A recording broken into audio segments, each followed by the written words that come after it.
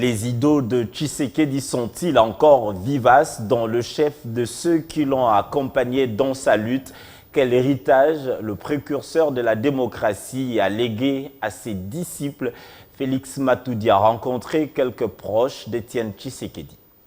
Le président Tshisekedi luttait pour le bien-être social de la population congolaise. Et il savait que pour arriver à un bien-être social de toutes les populations, on devait vivre dans un état de droit. Et jusqu'à sa mort, le président Tshisekedi n'a jamais...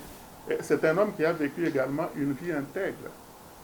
Il n'y a pas beaucoup de politiciens de sa trempe, parce que ce monsieur n'a pas touché à ceci ou à cela d'une manière que ce soit sur le plan international ou sur le plan national. Donc il a laissé vraiment un modèle.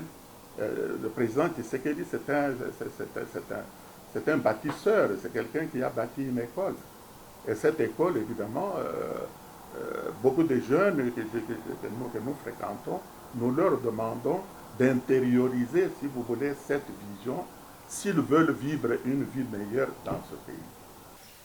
Monsieur Tshisekedi, c'était un esprit supérieur, dont à lui seul, dans sa personne, il incarnait toutes les valeurs que moi je connaisse de ce monde.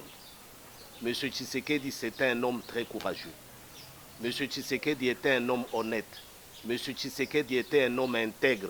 Monsieur Tshisekedi était un sage. Voilà toutes ces qualités que Monsieur Tshisekedi réunissait autour de sa personne. Et un homme très patient qui a consacré toute sa vie à l'amour de son prochain et du pays. Toute sa vie.